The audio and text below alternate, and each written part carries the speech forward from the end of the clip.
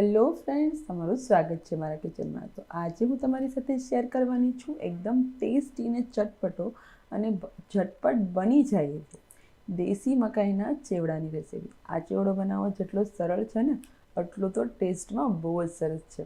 તો એકવાર રેસીપી પૂરેપૂરી જોજો અને તમને જો રેસીપી થોડીક પણ પસંદ આવે ને તો વિડીયોને લાઇક કરી દેજો, શેર કરી દેજો અને આવી જ અવનવી રેસીપીઝને જોવા માટે અને મને સપોર્ટ કરવા માટે ચેનલને સબસ્ક્રાઈબ કરવાનું બિલકુલ ના ભૂલતા.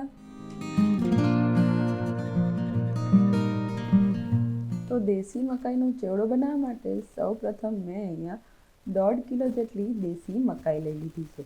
એને તો પહેલાં સરસ રીતે લૂછી લેવાની છે અને સાથે સાથે એની અંદર જે રેસા હોય છે ને એ કાઢી લેવાના છે. હવે આપણે આ મકાઈને આ રીતે ચાકુની મદદથી સરસ એવા દાણા છૂટા પડે એ રીતે આપણે કાપી લેવાની છે. તમે જોઈ શકો છો એક સરખી બધી જ બાજુથી આપણે સુધારી લઈશું. અને આ રીતે બનાવેલો ચેવડો બાળકોથી લઈને મોટાને બધાને જ બહુ ભાવે છે અને સાથે સાથે આ ઝટપટ બની જાય છે. કોઈ મોટી તામઝામ નથી, પણ સ્વાદ બહુ જ સરસ લાગે છે. તો આવી રીતે બધા જ દાણા છૂટા પડી જાય છે. તમે જોઈ શકો છો એકદમ સરસ મકાઈના દાણાને આપણે અલગ કરી લીધા છે. બહુ જ ટેસ્ટી લાગે છે. તો 1.5 કિલો મકાઈના આ રીતે આપણે દાણા કાપી લીધા છે અને આ ચેવડો બહુ જ સરસ અને ઝટપટ બને ને એની માટે આપણે આ દાણાને કુકરની અંદર એડ કરી દેવાના છે. હવે આ દાણામાં આપણે પાણી કેટલું ઉમેરવું કે ના ઉમેરવું એનું ખાસ ધ્યાન રાખવાનું છે. તો અહીંયા આપણે મકાઈનો સ્વાદ સરસ એવો મીઠો જળવાઈ રહે ને એની માટે માપસરનું જ પાણી ઉમેરીશું. તો મેં 5 કપ જેટલું પહેલાં પાણી ઉમેર્યું, પછી સ્વાદ પ્રમાણે મીઠું અને અડધી ચમચી જેટલી હળદર ઉમેરી અને થોડી વાર માટે આપણે એને સરસ મિક્સ કરી લેવાનું છે, કારણ કે હળદર અને મીઠું એક સરખું મિક્સ થશે તો જ સરસ સ્વાદ આવશે.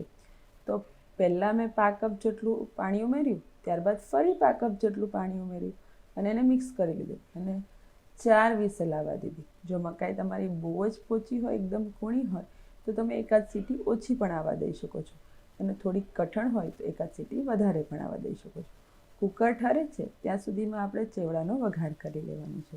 તો એક મોટા વાસણમાં 4 થી 5 મોટી ચમચી જેટલું તેલ ગરમ થવા મૂકી દીધું. રાઈ જીરું એડ કર્યું, કકડી જાય ત્યારબાદ તમારી તીખાશ પ્રમાણે મરચાં ઉમેરો અને 7-8 લીમડાના પાન ઉમેરો. આ બધી જ વસ્તુ સરસ મિક્સ થઈ જાય, સતળાઈ જાય ત્યારબાદ એક મોટું ટમેટું આવી રીતે ઝીણું કટ કરીને ઉમેરી દીધું છે.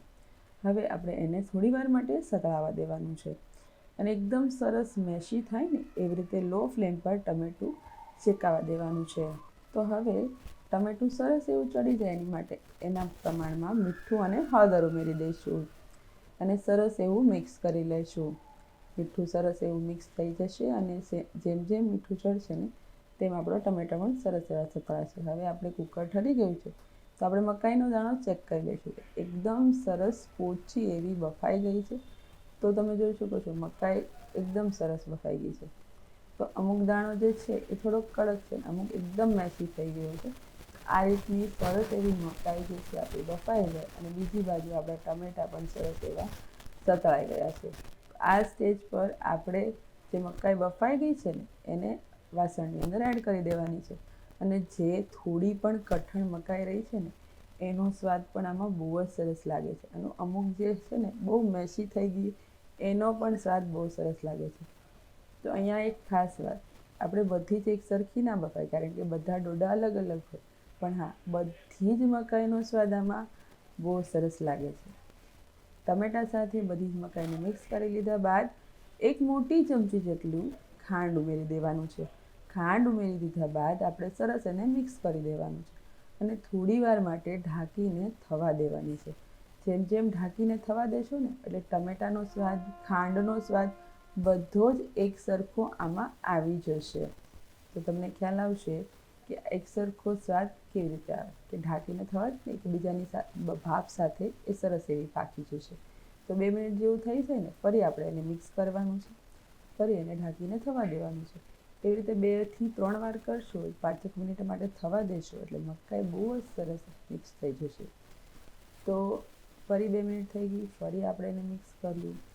ત્યારબાદ આપણે છે ને જેટલી મીઠાશ એડ કરી છે, જેટલી ખાંડ એડ કરી છે ને આટલા જ પ્રમાણમાં લીંબુનો રસ એડ કરીશું, જેથી કરીને ખાંડ અને ખટાશ બંને એક સરખું બેલેન્સ થશે અને જે ચેવડાનો સ્વાદ છે ને એ બહુ જ સરસ આવશે. લીંબુ જે આપણે ઉમેર્યું છે એ એક મોટું લીંબુ હતું એટલે મેં અડધું જ ઉમેર્યું છે, અને જો તમારે નાનું હોય તો એક આખું ઉમેરી દેવાનું. અને લીંબુ ઉમેરી દીધા બાદ, લીંબુનો રસ ઉમેરી દીધા બાદ સરસ એવું મિક્સ કરી લેવાનું છે અને ગેસની ફ્લેમને બંધ કરી દેવાની છે અને ત્યારબાદ એને ઢાંકીને 2 થી 3 મિનિટ માટે આમ જ રહેવા દેવાનું છે.